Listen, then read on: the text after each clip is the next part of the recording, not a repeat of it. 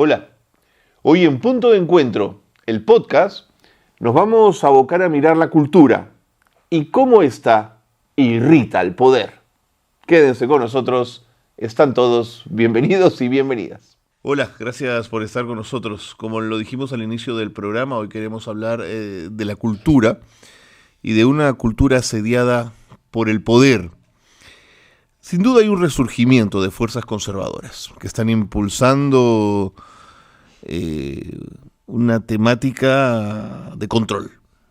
Grupos católicos, evangélicos, ultraderechistas se manifiestan por una creciente intolerancia hacia expresiones artísticas. Hay un creciente cuestionamiento al status quo. Es clarísimo, por ejemplo, cómo los temas de memoria histórica, el tema del conflicto armado, derechos humanos, género, identidad étnica, por ejemplo, las críticas al poder son siempre, desde el poder, puestas en tela de juicio. Ana Sofía Pinedo es artista, es integrante y fundadora de Arenas y Esteras y la hemos invitado al programa para que nos ayude un poquito a entender por qué la cultura siempre es puesta bajo asedio, por qué genera urticaria al poder, por qué lo irrita al poder. Ana Sofía, es un gusto tenerte en el programa. Gracias por estar con nosotros, gracias por acompañarnos. Gracias, Carlos, por la invitación.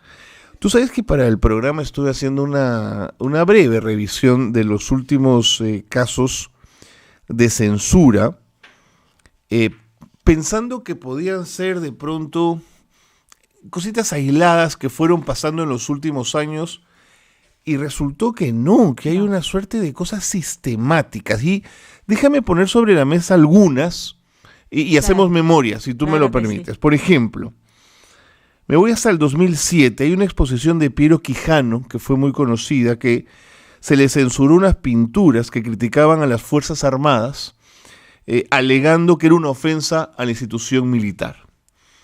En el 2011 hay una producción de La Perricholi que fue recortada bajo presión de grupos religiosos porque tenía temas sexuales, Ana Sofía. Yo no sé si la recuerdas, yo no la recordaba, fíjate.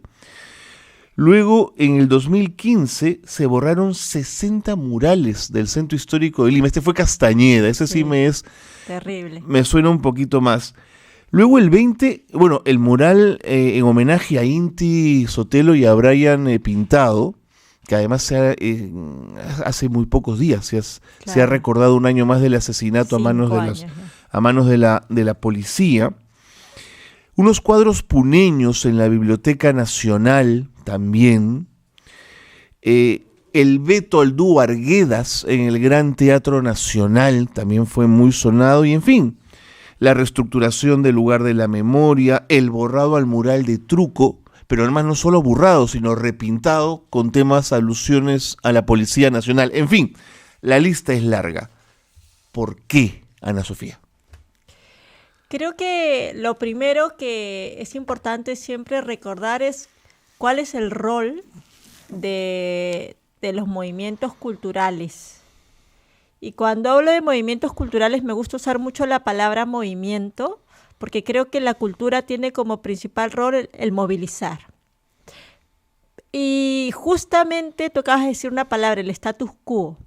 Lo que busca la cultura es justamente romper, ¿no?, ese status quo, porque el status quo lo que hace finalmente es mantener, ¿no?, las estructuras del poder donde deben estar y todo lo demás mucho más abajo. Y creo que quienes hemos empezado a hacer un trabajo cultural, de hecho, muchas veces hemos empezado desde una reflexión y una práctica social, ¿no? Y creo que esto es súper importante porque la cultura tiene que ser siempre, tiene que generar disturbio, tiene que incomodar. Si estamos silenciosos, si nos acomodamos, no estamos haciendo un buen trabajo. Okay. Entonces eso es lo primero. Tenemos que siempre incomodar al poder. Y hoy más que nunca, creo yo, el poder está, como tú dices, está represaliando, está reaccionando porque es un poder más conservador, más cínico también. Y sentimos nosotros que, además, el rol que tenemos es de responder al momento histórico y social. Claro. Puede ser como una narrativa vieja, pero tenemos que responder al momento. Es decir, estos chicos que pintan un mural en memoria de alguien asesinado, o sea, todo esto que pasa es responder. Y creo allí que la censura es un signo del miedo que nos tienen. Fíjate. Es decir, si uno lo mira desde el otro lado, somos tan pequeñitos, ¿no? David y Goliat, somos tan pequeñitos y sin embargo usan toda la maquinaria para aplastarnos, o sea, para tratar de borrarnos. Pero como se dice, no nos pueden borrar porque somos semilla, ¿no? Esa frase, ¿no? Es decir, desde debajo de la tierra estamos germinando, ¿no? Pero Ana Sofía, escuchándote hablar también pensaba, es un poder muy torpe, porque podría el poder pensar que esto es una válvula de presión, podría yo dejarlo pasar y no inmutarme. ¿Por qué me preocupo tanto por ello? ¿Por su contagio? ¿Por su capacidad de impregnar en una sociedad? Sí, justamente por eso es el nombre de movimiento, porque moviliza. Claro, mueve, pues. Moviliza, ¿no? Es decir, y además porque genera otro tipo de conexiones. Esta empatía emocional, ¿no? Que la política, el discurso político no está generando, más bien genera una especie de empalagamiento. O sea, ya no podemos escuchar estos mismos fraseos que nos dicen y estas promesas. Y sin embargo, tienes desde abajo toda una movilización, toda una germinación de grupos desde el baile, desde la música, desde el teatro. Ahora, también es verdad que hay el otro lado, ¿no? Que estos discursos se han utilizado para miente, que algo quedará. Es la frase, ¿no?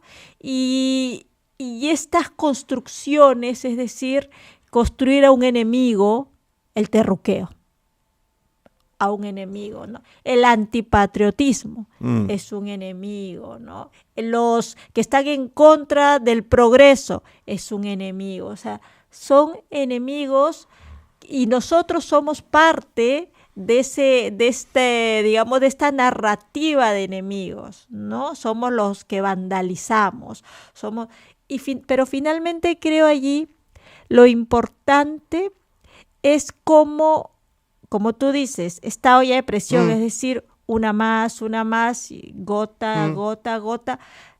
Y lo que está pasando con esta generación Z, que no me gustan a mí, digamos, las categorías en ese sentido, pero sí lo que está pasando, es decir, nuestros padres fueron la generación del sacrificio, ¿no? Del sacrificio. Migraron, sí. Había El Salvador, ¿no? Nosotros somos la generación de la promesa, ¿no? Es decir, ellos no pudieron tener, pero nos prometieron a nosotros y nosotros nos comprometimos.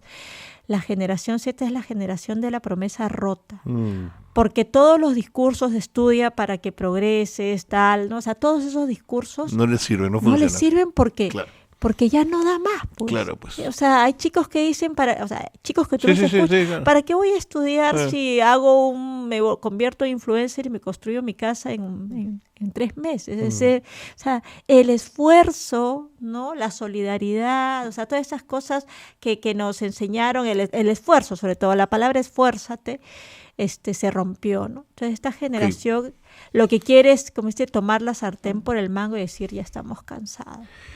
Ahora, Ana Sofía, este embate conservador en contra de la cultura, ¿te parece que viene más desde lo político, desde lo castrense o desde lo religioso? En una sociedad tan conservadora, además, como la nuestra. Lo que pasa es que todavía somos un país de una república tardía, ¿no? En donde el poder se sostiene en estas tres patas. En los tres pilares. En los tres pilares, ¿no? Pero... Qué difícil es salir de ahí, ¿no? Pero además, el actor invisible permanente es el poder económico. Sí, pues. Que enhebra, ¿no? Que conecta los tres, claro. y hace que, ¿cómo se dice? Que nos peleemos por la herencia. Sí, pues. Es como ta. Y estamos en este juego perverso, ¿no? En donde lo que es más terrible y lo que no se dice es que entre todo eso está la corrupción que permea, ¿no? Que va permeando y que en una sociedad de control, porque lo que hay ahora es cada vez más control, ¿no? O sea, esas libertades ganadas, lo que se habla un retroceso de la democracia, etcétera. Entonces, lo que se está imponiendo ahora es una sociedad, un poder de control, cada vez más control, ¿no? Las fuerzas militares. Ahora me venía y estaban fuerzas militares controlando el tránsito. Fuerzas que deberían estar operando en situaciones de extremo peligro. Entonces, ¿por qué permitimos que ahora hay un estado de urgencia? Hay una estética del poder, ¿no es cierto? Exacto. Pones 4 militares en la puerta de los trenes como diciendo, acá mandamos, ¿no? Exacto. Entonces, y esta cultura del miedo, ¿no? Así es. Porque entonces se impone el poder, te impone la cultura del miedo, además desde dos ámbitos. Está la cultura del miedo, que es ¿no? la delincuencia, que te la ponen todos los días, y luego como respuesta sigue habiendo la misma cultura del miedo, pero como represión estatal. Sin dejar de reconocer el avance de la delincuencia, por supuesto, claro. ¿no? Eso está de... Pero además el avance de la delincuencia solamente es factible justamente por un Estado como el que tenemos. No, sin duda. Por este Estado fallido, que algunos analistas ya han reconocido. Entonces, y allí, esta alegre rebeldía, que decía el maestro Murrugarra, de no responder desde la violencia, porque la cultura no responde desde la violencia, no responde desde la amargura, no responde desde lo agrio, responde desde el carnaval. Exactamente en el carnaval, y ahí tienes a todos los compañeros del sur en los carnavales. ¿Quién era el personaje más? Sí, ¿no? claro. Ahí la tenían a la Dina bailando. Incluso hay una obra de teatro, La Descarada, ¿no es cierto? Claro. Que fue amenazada de cierre, ¿te acuerdas? Sí. Justamente, ¿no? En Cusco, una escultura del artista, aquí lo tengo apuntado, César Aguilar Chilico, que fue desmontada y quemada por grupos progubernamentales. Sí, es terrible, ¿no? Pero yo creo que algo que va a ser difícil de romper, quizás acá en Lima, que somos una sociedad más encorbatada, más acartonada, más, ¿no? Pero si tú viajas por el Perú o te vas a los barrios, ¿no? Donde sientes este Perú profundo, que más que Perú profundo es el Perú latente, ¿no? O sea, que está allí.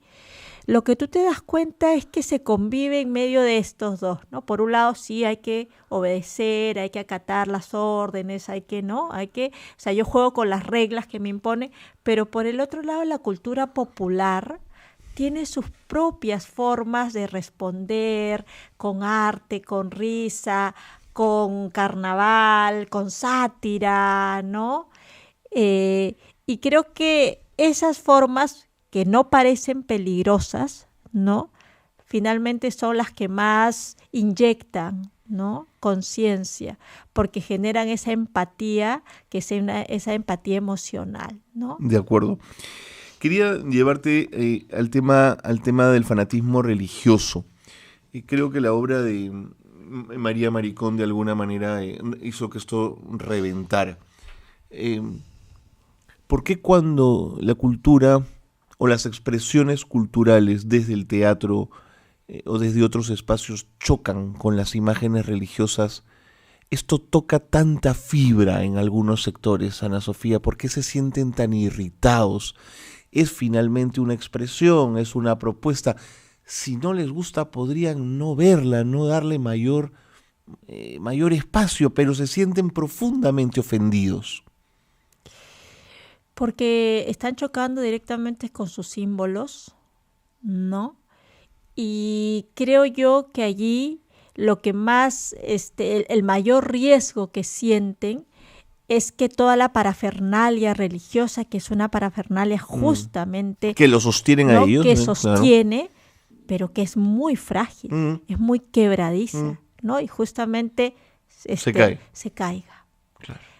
¿no? Y el problema, más que el problema, la realidad es que la religiosidad se ha convertido en un negocio muy lucrativo, sobre todo para estos grupos que son los que más responden, los grupos extremistas, religiosos extremistas. Es un gran negocio, ¿no? Porque luego tenemos a grupos, digamos, más abiertos, No, ¿no? por Más supuesto, hay una iglesia progresistas, militante, claro, no, sin duda. pero creo que es por eso, ¿no? Es decir, la iglesia convertida en una, o sea, que es un engranaje parte de esta industria, que también saca lo suyo, porque la idea es que todo el mundo saque, ¿no? Una especie de, una relación, son vampiros, digamos, de la fe. Lo planteé al inicio, pero quiero volver a ello. ¿No te parece torpe que el poder exprese su miedo censurando? Es decir, ¿no hace más visible su posición temerosa cuando le dice al dúo Arguedas tú no te presentas, o cuando cierra una obra de teatro? ¿No muestra más su propia debilidad? Totalmente. Sobre todo porque va a haber siempre gente que va a plegarse, ¿no? A decir, pero es que las canciones de este dúo, las pinturas de él, me tocan, me están tocando. Y entonces yo me voy a plegar con. Y creo que allí la idea es que seguimos teniendo un Estado represor, ¿no? Y sobre todo un Estado que tengo la imagen de las pirañas, ¿no? O sea, todos estos congresistas, por ejemplo, ¿no? Y todo el aparato político son como pirañas, ¿no? Tratando de llevarse, ¿no? De carcomer lo poquito, bueno, a un Estado que siempre está sangrando permanentemente, está sangrando. Entonces, siento de que lo que buscan es hacerse del botín lo más rápido que puedan, porque nunca se sabe. Además, vivimos una sociedad del no saber qué va a pasar mañana. Estás poniendo mucho énfasis en el tema de la corrupción, Ana Sofía, ¿no? Sí, porque yo siento que todo esto que sucede tiene en el fondo y en el centro al tema de la corrupción y de cómo finalmente nos hemos convertido los ciudadanos en proveedores de una política, de grupos políticos lujuriosos, ¿no? O sea, todo el tiempo nos sangra. Entonces, esta idea de que el progreso y el desarrollo nos van a traer una sociedad de bienestar, eso es una falacia. Y más que una falacia, eso no fue el proyecto político nuestro nunca, ¿no? Y ahora hay una tendencia mundial a que eso también esté desapareciendo, ¿no? Porque, ¿Qué tiempos, eh? pero es porque vivimos tiempos de crisis global. La palabra global no me gusta usarla mucho, pero es verdad. Es verdad. Pero también, ¿sabes qué? ¿En qué confiamos mucho? Nosotros como Arena Iceras confiamos mucho en el trabajo pequeño, claro, en la comunidad, en el territorio y en la comunidad. Así es, hay que volver a ella, ¿no? Hay que volver a la comunidad. Hay que volver a los orígenes. O sea, esta idea de que de esta promesa rota de que sal de la tierra, o sea, sal de la tierra, ¿no? Y construye el sueño de progreso, eso ya cayó.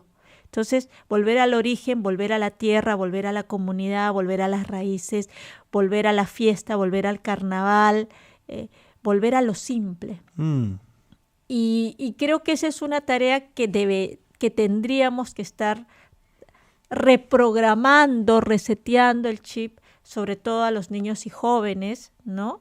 Porque nosotros sí crecimos con el chip de sal de la tierra, ¿no? Para que seas alguien, porque estando en la tierra no éramos nadie, y ya sabíamos que querían adueñarse de la tierra, ¿no? Ahora la idea es volver a ser comunidad, porque las comunidades, fíjate, hace un tiempo hablaba con un amigo que me decía, el problema no son las ciudades, la ciudad no es el problema es la dimensión, ¿no? Entonces, volvamos a ser pequeñas comunidades, ¿no? De solidaridad, pequeñas comunidades de resiliencia, pequeñas comunidades de convivencia. Aún así haya un mar, digamos, de desorientación, de corrupción, de violencia, de cansancio, las comunidades van a estar ahí para sostenerse. Y ahí el rol de los grupos culturales es bien importante. Es súper importante. Sí. Ana Sofía, me queda un minuto, pero no quería dejar esta conversación sin plantearte el tema de las buenas costumbres.